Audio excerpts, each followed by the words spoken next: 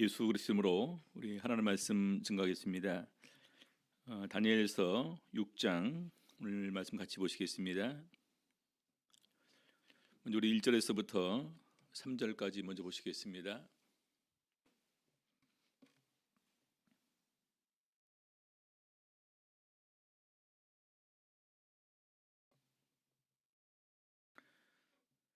다니엘서 6장 1절에서부터 3절입니다.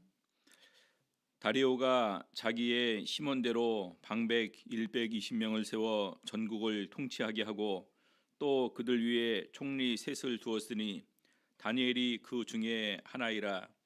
이는 방백들로 총리에게 자기의 직무를 보고하게 하여 왕에게 손해가 없게 하려 함이었더라. 다니엘은 마음이 민첩하여 총리들과 방백들 위에 뛰어남으로 왕이 그를 세워 전국을 다스리게 하고자 한지라. 오늘 이 시간에는 다니엘서 6장 사자굴의 다니엘이라는 제목으로 오늘 같이 말씀 참고하시면서 은혜 나누는 시간 갖도록 하시겠습니다. 6장 1절에 소개되는 것은 다리오가 자기의 심원대로 방백 120명을 세워서 전국을 통치하게 하고 그 위에 이제 총리 셋을 두어서 이렇게 전부 다 먼저 왕에게 보고하기 전에 먼저 이 총리 세 명에게 보고하게 하고 또 이제 자기가 마지막 최고로 이렇게 이제 그 관리하는 이런 그 부분에서 다니엘을 기용하는 내용이 나오게 됩니다. 그런데 3절에 보니까요, 다니엘은 마음이 민첩하여 총리들과 방백들 위에 뛰어남으로 왕이 그를 세워 전국을 다스리게 하고자 한지라. 이때쯤 다니엘의 나이가 한 85세 이상 정도 이렇게 이제 추측을 합니다. 왜냐하면 다니엘서 1장에 소년으로 와서 이제 그 훈련을 받지 않습니까? 보통 이제 14, 15세 정도, 그냥 보통 우리 이제 15세 정도로 이렇게 보더라도 거의 지금 이제 70년이 이제 지난 그 시점입니다. 그러니까 약 70년 더하니까 이제 85, 6세 정도 이렇게 되고 좀 더 나이가 많았으면은 더 많을 수도 있는 그러한 나이입니다. 그리고 5장에서 벨사살 왕이 이렇게 귀인 1,000명을 초청해서 이제 그 잔치를 베풀 때 다니엘은 그 자리에 없었고 벨사살 왕도 다니엘에 대해서는 그렇게 잘 모르는 것으로 이렇게 우리가 보게 될 때 이미 그때 다니엘은 정계에서는 좀 은퇴하는 은퇴 쪽으로 이렇게 가지 않았는가 이렇게 추측을 할 수가 있을 것 같습니다. 왜냐하면 메네 대길 우발하신이라는 이런 톤의 글씨를 써게 되었을 때 태우가 와서 우리 이제 그 왕 때 느부갓네살 왕 때 있었던 다니엘을 소개를 해주는 것을 보게 되면서 아마 정계에서 은퇴를 했거나 아니면은 조금 이렇게 이제 그 다른 직으로 가서 이렇게 그냥 그 어떻게 보면 그 요양하는 이런 정도로 이렇게 있지 않았을까 추측이 되게 되는데 다리오가 바벨론을 멸망시키고 그 다음에 이제 그 전국에 120명을 방백들을 세우게 되는데 총리 3명을 또 그에 의해 세우게 되죠. 근데 그 총리 3명에 다니엘이 들어가게 되었다는 것입니다.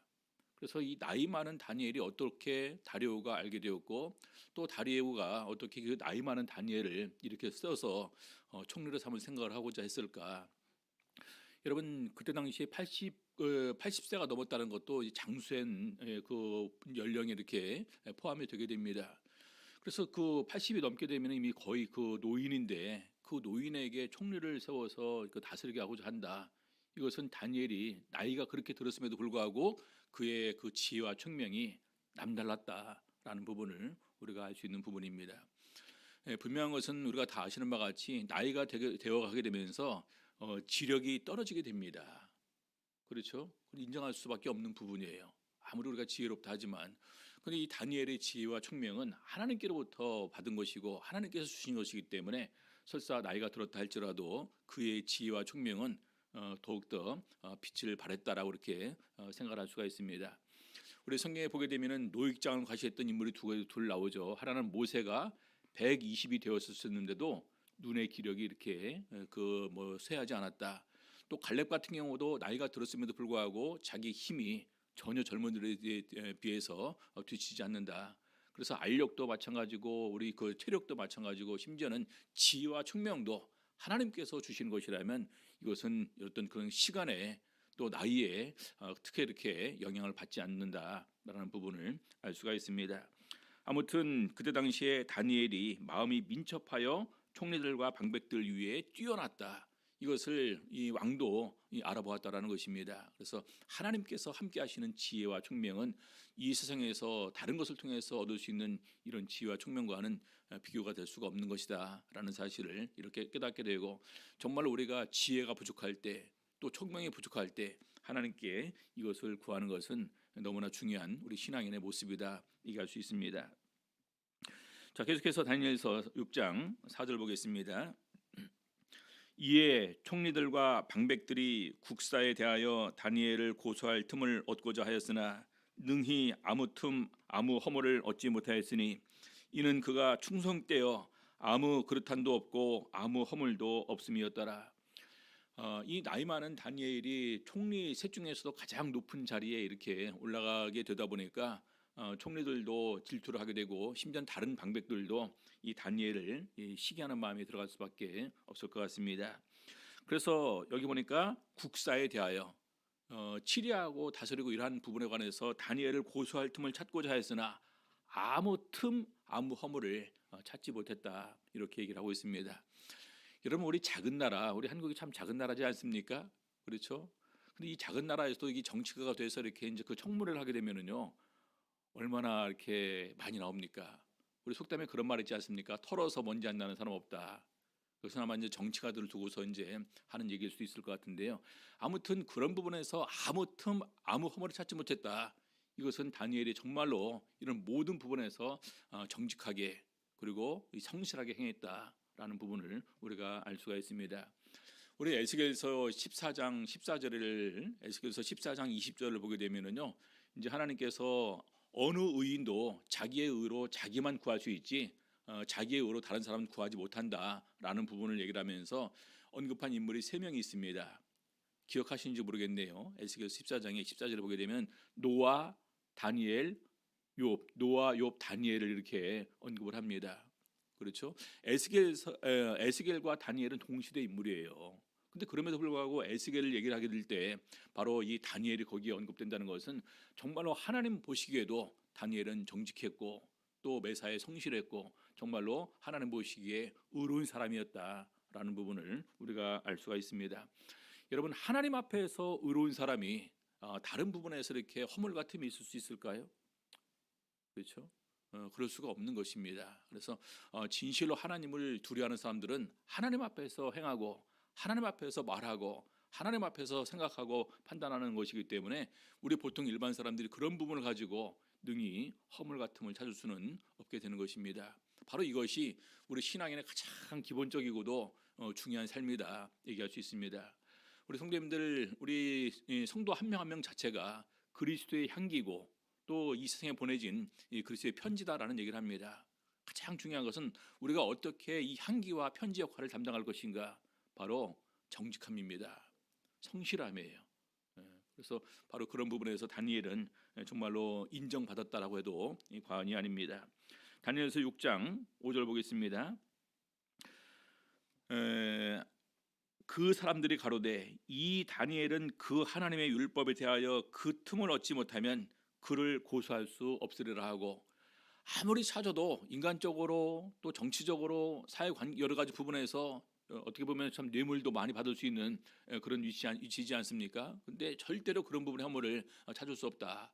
그래서 가만히 보니까 그가 하나님을 섬기는 하나님과의 관계에서 끝까지 그가 순종하면서 지키는 율법에 대하여 틈을 얻지 못하면 그를 고소할 수 없으리라.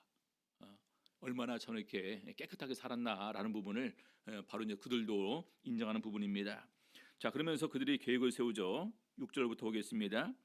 이에 총리들과 방백들이 모여 왕에게 나아가서 그에게 말하되 다리오 왕이여 만세수를 하옵소서. 나라의 모든 총리와 수령과 방백과 모사와 관원이 의논하고 왕에게 한 율법을 세우며 한 금령을 정하실 것을 구하려 하였는데 왕이여 그것은 곧 이제부터 30일 동안에 누구든지 왕 외에 어느 신에게나 사람에게 무엇을 구하면 사자굴에 던져넣기로 한 것이니이다. 어떻게 보면은 우리 그 왕에게 굉장히 이런 그 존귀와 영광을 돌리는 그런 말이다라고 얘기할 수 있습니다. 앞으로 30일 동안 왕 외에 어느 신에게나 또 사람에게 다른 신에게 구해도 안 됩니다. 또 사람에게 구해도 안 됩니다. 이것은 이 왕권을 굉장히 강화하는 것이 되고 정말 그 왕의 통치력이 그만큼 이 강대화된다는 것을 의미하는 것이기 때문에 정말 하나님을 모르는 왕의 입장에서는 이렇게 좋은 제안을 안 받아들일 이유가 없겠죠. 그렇죠? 그래서 많이 생각지도 않고 바로 이제 금령을 세우게 됩니다. 사자굴에 던져놓기로 한 것이니라. 8절 그런즉 왕이여 그런즉 원컨대 금령을 세우시고 그 조서에 어인을 찍어서 메대와 바사에 변개치 아니하는 규례를 따라 그것을 다시 고치지 못하게 하옵소서 하니 이에 다리오 왕이 조서에 어인을 찍어 금령을 내니라. 그래서 이 다리오 왕은 그런 그 제안을 받게 될 때, 그리고 그 제안이 여기 보니까 모든 총리와 수령과 방백과 모사와 관원이 의논하고 한 율법을 세웠다. 그래서 이것을 이런 모든 총리와 관원들이 서로 의논해서 이것을 갖다 왕에게 제안하는 것이다. 여기에 다니엘이 들어갔을까요? 안 들어갔을까요? 당연히 다니엘은 안 들어갔겠죠. 그렇죠. 자, 그래서 이 다리오 왕은 아무 특별히 이제 의심 없이 이 부분에 금령을 찍어서 조서를 내리게 됩니다. 자, 6장 10절 보겠습니다.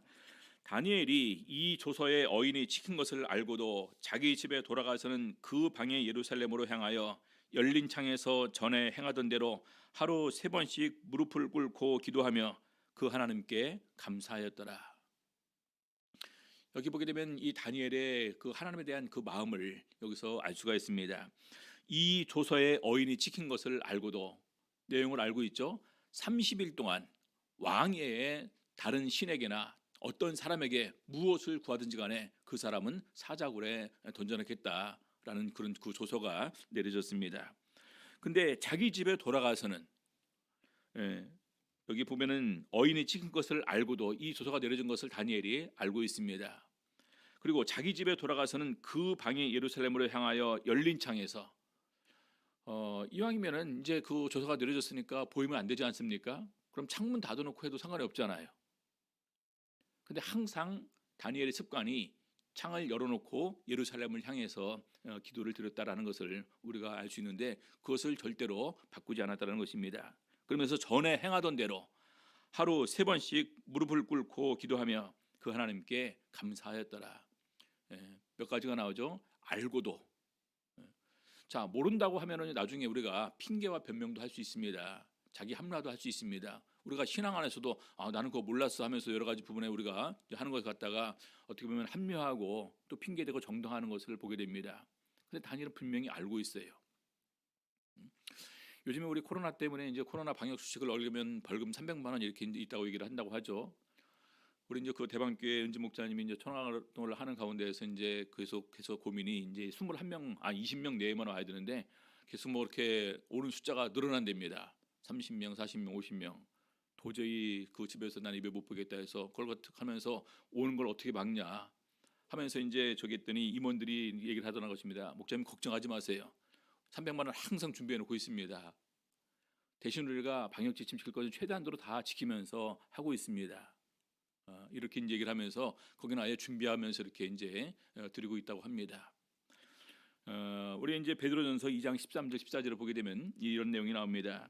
인간의 세운 모든 제도를 주를 위하여 순복하되 혹은 위에 있는 왕이나 혹은 악행하는 자를 징벌하고 선행하는 자를 포장하기 위하여 그의 보낸 방백에게 하라. 우리가 이 성경 구절을 가지고 많이 이렇게 우리가 인간의 제도에 순종해야 되고 나라의 어떤 지침에 우리가 당연히 이렇게 따라줘야 된다라고 이렇게 얘기를 합니다. 근데 그럼에도 불구하고 우리가 마땅히 그 범위 안에서 우리가 할 수 있는 예배는 우리가 드릴 수 있어야 되고 찬양 드릴 수 있어야 되고 기도할 수 있어야 되고 감사도 해도 할 수 있습니다. 근데 우리가 지나치게 걱정에 대해서 거의 이렇게 이제 예배가 전폐가 된다라는 것은 정말 우리들의 신앙이 어디에 있는가를 다시 한번 이렇게 생각해 볼 수가 있어야 될 것입니다. 여러분, 우리는 벌금 300만 원밖에 안 되는데요. 다니엘은 사자굴에 던져지는 거예요. 어떤 제도가 더 강할까요? 그렇죠? 그래서 우리가 앞으로 이제 그 코로나가 끝나게 되면 많은 분들이 걱정을 하죠. 참석 숫자가 더욱 더 줄을 것이고 신앙 안에서 굉장히 많은 타격이 크게 될 것이다라고 얘기를 하는데 중요한 것은 우리의 마음이 어디에 가 있느냐라는 것입니다. 우리의 마음이 어디 가 있냐. 정말로 우리가 올 수 있는데 올 수 있는데도 이렇게 못 온다는 것은 사실 이런 것을 핑계로 우리가 더욱더 그 편리한 이런 그런 삶을 추구하는 것이지 않은가 이렇게 생각을 해볼 수도 있을 것입니다. 이 부분에 관해서는 저렇게 말씀을 많이 드리지는 않겠습니다. 각자 나름대로 이렇게 믿음의 이런 그 안에서 또 하나님과 나와의 관계에서 어떻게 하는 것이 더 좋은지 한번 이렇게 생각을 해봤으면 좋겠습니다. 아무튼 다니엘은 바로 이런 어인의 그 조서에 어인이 찍힌 것을 알고도 열린 창에서 전에 행하던 대로 3번 무릎을 꿇고 기도하고 하나님께 감사하였다. 이렇게 말씀을 기록되어 있습니다. 그래서 이런 다니엘의 믿음이 정말 우리가 본받을 만한 부분이고, 다니엘은 이런 그 세상의 법과 인간관계 그다음에 이런 부분에서도 하나님과 나와의 관계를 더욱더 소중하게 생각하지 않았나라는 생각을 우리가 이렇게 여기서 살펴볼 수가 있을 것 같습니다. 자, 그래서 6장 11절부터 보게 되면은요, 이제 다니엘이 고소를 당하게 됩니다. 6장 11절, 그 무리들이 모여서 다니엘이 자기 하나님 앞에 기도하며 간구하는 것을 발견하고, 왜냐하면 그들이 다니엘을 호시탐탐 노리고 있습니다. 여러분, 우리가 일단 소낙비는 피하자라고 그러지 않습니까? 어떤 위기와 어려움과 고통과 환란이 있으면 잠시 그 고통 우리가 피하면 되지 않냐. 충분히 우리는 그걸 갖다가 어떤 신앙적에서 타협도 생각을 합니다. 그런데 다니엘은 그렇지 하지 않습니다.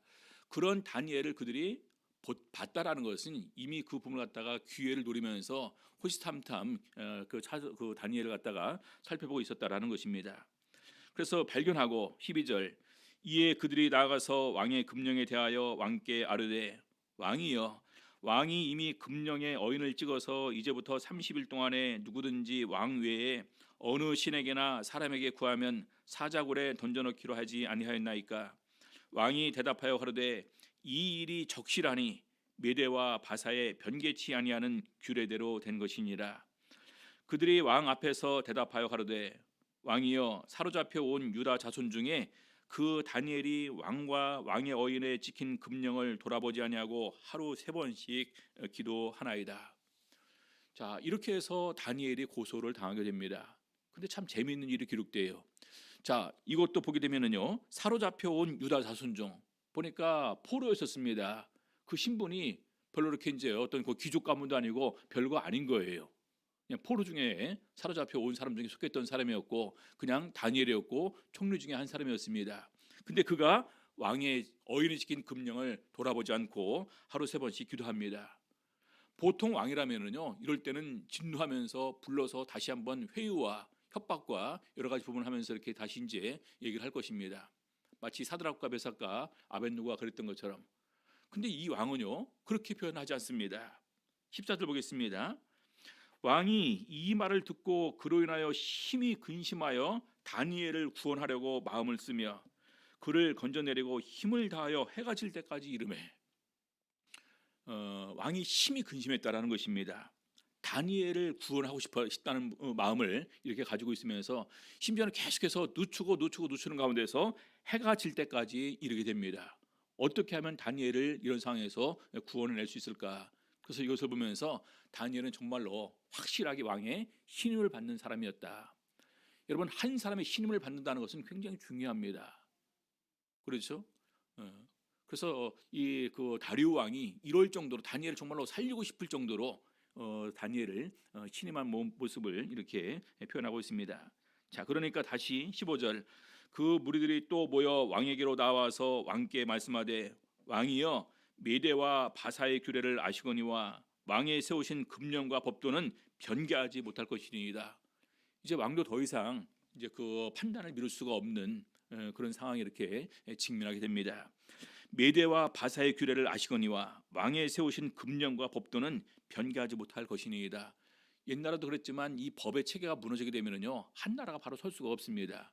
그래서 아무리 왕이라 할지라도 세우신 금령과 법도는 변개하지 못할 것입니다.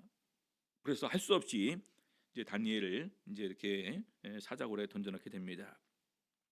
자, 16절부터 사자굴에 던져넣게 되는데요, 바로 왕이 다니엘에 관해서 어떤 마음을 가지고 있었는지 이렇게 기록이 되어 있습니다. 16절 보겠습니다. 이에 왕이 명함에 다니엘을 끌어다가 사자굴에 던져넣는지라. 왕이 다니엘에게 일러 가로되, 너의 항상 섬기는 네 하나님이 너를 구원하시리라 하니라. 여러분 얼마나 참 이렇게 다니엘이 위로와 격려를 받지 않습니까? 오히려 이방의 왕으로부터 격려를 받습니다. 너의 항상 섬기는 네 하나님이 너를 구원하시리라.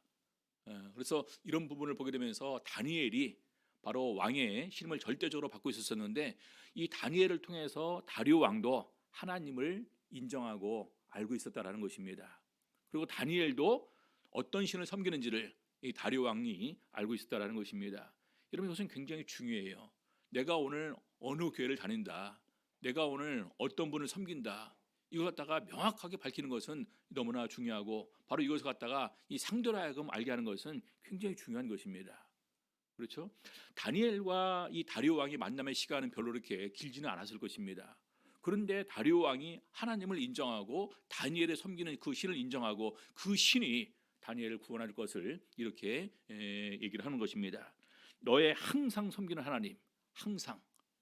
그렇죠? 그래서 다리오 왕의 마음에는요, 다니엘은 누구냐? 다니엘은 신앙인이다.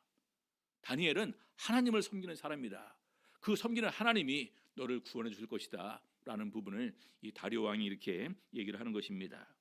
저는 참 이런 부분을 보게 되면서 적어도 다니엘이 제대로 된 신앙생활을 했다. 누가 보든지 안 보든지 이런 부분을 갖다가 전혀 고려치 않은 가운데서 진실하게 항상 하나님과 나의 관계를 다른 사람들이 알건 모르건 이런 부분에서 변함없이 그렇게 하는 모습을 보여주었다라는 것입니다. 17절, 이에 돌을 굴려다가 굴 아구를 박음에 왕이 어인과 귀인들의 인을 쳐서 봉하였으니, 왕의 도장도 찍고 귀인들의 도장을 찍어서 그걸 갖다가 봉해놨다. 이것은 어느 누구도 몰래 와서 돌을 치우고 다니엘을 구원하거나 또 먼저 또 사자들을 부추기거나 그러지 못하도록 완전히 봉했다라는 것입니다. 이는 다니엘 처치한 것을 변개함이 없게 하려 함이었더라. 자, 18절, 왕이 궁에 돌아가서는 밤이 맞도록 금식하고 그 앞에 기약을 그치고 침수를 패하니라. 아마 이제 해가 질 때까지 그러다가 던졌으니까 이제 그 저녁 시간이 되었겠죠. 저녁 식사도 해야 되고 그다음에 잠도 자고 그렇게 되는데, 왕이 저녁 식사도 하지 않고 금식하면서 또 그 앞에 기약을 그치고, 보통 이제 항상 왕의 마음을 즐겁게 해주기 위해서 이제 악기도 연주하고 그러는데 그것도 다 그치고 심지어는 침수를 패했다. 잠을 자지 않았다라는 것입니다. 그래서 정말로 다니엘을 향해서 얼마나 신임하고 정말로 사랑했는지라는 부분을 우리가 알 수 있는 부분입니다. 그러면서 19절, 이튿날에 왕이 새벽에 일어나 급히 사자굴로 가서, 새벽에 일어나, 날이 아직 새기도 전에 새벽에 가서 급히 사자굴로 가서, 20절, 다니엘의 든 굴에 가까이 이르러는 슬피 소리질러 다니엘에게 물어 가로되, 사시는 하나님의 종 다니엘아, 너의 항상 섬기는 네 하나님이 사자에게서 너를 구원하시기에 능하셨느냐? 참 대단하지 않습니까? 한 나라의 왕인데 이 정도로 다니엘을 존중하고 다니엘을 갖다가 예우하고 또 사랑하는 가운데에서 새벽부터 가서 혹시라도 다니엘이 죽었을까 슬피 소리질러, 슬픈 마음으로 소리질러 다니엘에게 뭐라 가로되, 사시는 하나님의 종, 사시는 하나님의 종, 이방의 왕으로 하여금 하나님을 믿게 하고 하나님을 신뢰하게 만들 정도의 이런 다니엘의 신앙생활은 그 정도로 영향력이 있었음을, 정말로 그 정도로 신실하게 신앙생활을 했음을 보여주는 대목입니다. 너의 항상 섬기는 네 하나님이 사자에게서 너를 구원하시기에 능하셨느냐? 그래서 이 다니엘이 왕의 그 앞에서, 또 어떻게 보면 다니엘과 다리오 왕의 이것도 또 하나의 사귐, 교자라고 이렇게 얘기할 수 있을 것입니다. 잠언서 22장 11절을 보게 되면요, 이런 말씀이 있습니다. 마음의 정결을 사모하는 자의 입술에는 덕이 있으므로 임금이 그의 친구가 되느니라. 마음의 정결을 사모하는 자의 입술에는 덕이 있다. 그래서 다니엘이 항상 왕의 앞에서 어떤 태도를 취했었고 어떻게 말을 했고 어떤 지혜로운 말과 현명한 말로 왕에게 조언을 했는지 우리가 능히 알 수 있는 부분입니다. 정말로 친구라 해도 과함이 없을 정도로 왕이 다니엘을 향할 마음은 이렇게 표현이 되는 것입니다. 그래서 마음의 정결을 사모하는 자의 입술에는 덕이 있으므로 임금이 그의 친구가 되느니라. 마치 그 말씀처럼 이 다니엘과 다리오의 관계가 이랬다라고 얘기할 수 있습니다. 자, 21절 보겠습니다. 다니엘이 왕에게 고하되, 왕이여 원컨대 왕은 만세수를 하옵소서. 22절, 나의 하나님이 이미 그 천사를 보내어 사자들의 입을 봉하셨으므로 사자들이 나를 상해치 아니하였사오니 이는 나의 무죄함이 그 앞에 명백함이오며 또 왕이여 나는 왕의 앞에서도 해를 끼치지 아니하였나이다. 그래서 사자굴에 들어가 있는 다니엘이 큰 소리로 그 굴에서 이렇게 대답을 합니다. 천사를 보내어 사자들의 입을 봉했다. 여러분, 사자굴로 떨어지는 순간에 우리 인간적으로 생각하면 얼마나 두려울까요? 네? 그리고 그 사자굴인데 한 마리만 있었을까요? 여러 마리가 있었겠죠, 그렇죠? 근데 거기 떨어지는데 바로 하나님께서 나를 사자들의 입을 봉해했었으므로 나를 사자들에게서 구해 주셨다. 그래서 이것은 바로 나의 무죄함이 그 앞에 명백함이고 나는 왕에게 해를 끼칠 일을 하나도 하지 않았음을 이렇게 얘기를 합니다. 23절 왕이 심히 기뻐서 명하여 다니엘을 굴에서 올리라 하매 그들이 다니엘을 굴에서 올린즉 그 몸이 조금도 상하지 아니하였으니 이는 그가 자기 하나님을 의뢰함이었더라.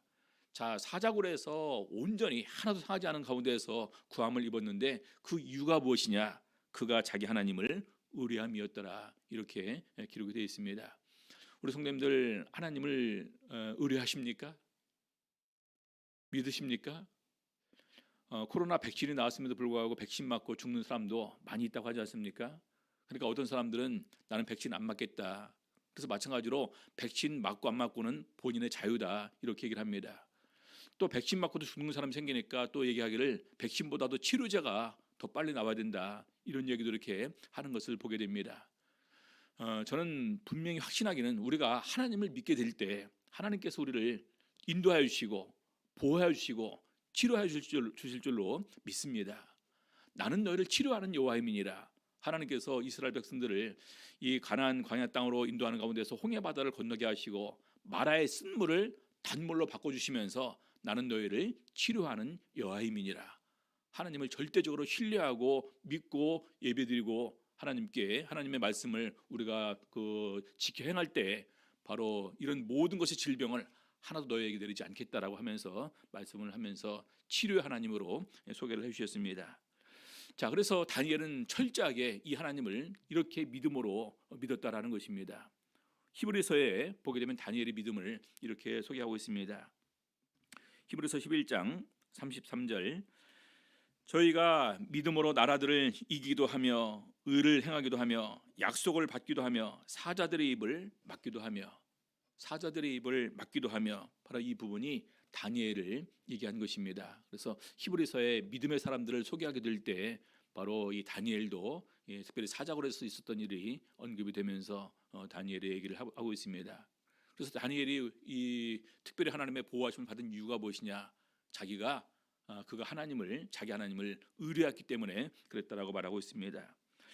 자, 마지막 다섯 번째로 대적자들의 결말과 왕이 조서를 내리는 내용을 보게 됩니다. 24절 왕이 명을 내려 다니엘을 참수한 사람들을 끌어오게 하고 그들을 그 처자들과 함께 사자굴에 던져넣게 하였더니 자, 왕이 이제 굉장히 이렇게 완전히 그들을 향해서 다니엘을 대적했던 사람들에게 왕의 진노를 표시하게 됩니다. 다니엘을 참수한 사람들을 끌어오게 하고 두 명의 총리와 거기에 가담한 많은 방백들이 여기에 이렇게 포함이 됐겠죠. 그리고 심지어는 그들을 그 처자들과 함께 아내와 자녀들도 함께 사자굴에 던져넣게 했다라는 것입니다. 그들이 굴 밑에 닿기도 전에 사자가 곧 그들을 움켜서 뼈까지도 부숴뜨더라. 떨어질 때 사자가 점프를 하면서 그 시체를 바로 그냥 그렇게 입으로 물었다는 부분을 이렇게 표현하고 있습니다. 자, 그러면서 25절 이에 다리오 왕이 온 땅에 있는 모든 백성과 나라들과 각 방언하는 자들에게 조서를 내려 가로되 원컨대 많은 평강이 너에게 있을지어다. 26절 내가 이제 조서를 내리노라. 내 나라 관할 아래 있는 사람들은 다 다니엘의 하나님 앞에서 떨며 두려워할지니. 이방인의 왕이 하나님을 찬양하는 것입니다. 다니엘의 하나님을 떨며 두려워할지니 그는 사시는 하나님이시요 영원히 변치 않으실 자시며 그 나라는 망하지 아니할 것이요 그 권세는 무궁할 것이며 그는 구원도 하시며 건져내기도 하시며 하늘에서든지 땅에서든지 이적과 기사를 행하시는 자로서 다니엘을 구원하여 사자의 입에서 벗어나게 하셨음이니라 하였더라. 이것을 갖다가 온 나라 백성에게 조서를 내려서 다 알게 하였다라는 것입니다. 그래서 하나님의 이름이 바로 이 메대와 바사에서 높이 영광을 받게 되고, 또 바로 그것을 통해서 다니엘도 더욱더 크게 부귀와 영화를 누리는 이런 삶으로 이렇게 보응을 받게 됩니다. 28절 보니까요, 이 다니엘이 다리오 왕의 시대와 바사 사람 고레스 왕의 시대에 형통하였더라. 나중에 이제 그때 수명이 다해서 이제 물론 세상을 떠나지만, 바로 다리오 왕을 이어서 이제 고레스, 이제 그 페르시아가 전적으로 이렇게 이제 그 전면으로 들어서게 되는데, 그때까지 다니엘이 형통하였다. 여러분, 형통은 하나님께서 함께 하심을 통해서 형통한 것입니다. 그래서 하나님께서 함께 하는 사람이 되었다, 이렇게 소개를 하고 있습니다. 잠언서 22장 4절 보게 되면은요, 겸손과 여호와를 경외함의 보응은 재물과 영광과 생명이니라. 저는 분명히 이 말씀 믿습니다. 그래서 우리가 진심으로 하나님을 경외하게 될 때, 하나님께서는 반드시 하나님을 진심으로 경외하는 사람에게 재물과 영광과 생명으로 우리에게 갚아줄 것을 믿습니다. 오늘날 우리가 코로나 때문에 많이 위축되어 있고, 또 여러 가지 부분에서 사람들 서로 상호간에도 어떻게 보면 참 이렇게 패기치지 않으려고, 또 어떻게 또 서로 간에 또 이제 미워하고 싫어하는 이런 마음이 더욱더 이렇게 생기게 되는 것 같습니다. 근데 우리가 진심으로 하나님을 신뢰함을 통해서 이런 모든 것이 있다 할지라도 능히 극복할 수 있는 이런 큰 은혜와 긍휼로 우리에게 함께 해줄 것을 확신하는 가운데에서 우리도 다니엘처럼 그렇게 나갈 수 있는 우리 성도님들 되셨으면 좋겠습니다. 같이 기도하시겠습니다. 우리 기도하실 때 하나님, 우리도 다니엘처럼 그런 이 하나님 앞에서 바로 설 수 있는, 무엇보다도 가장 하나님을 두려워하고 하나님을 중시할 수 있는 그런 마음 가질 수 있도록 함께 해주시고, 정말 하나님 앞에서 항상 정직하고 성실하게 또 바르게 살 수 있는 저들 될 수 있도록 은혜 베풀어 주시옵소서. 기도하시겠습니다.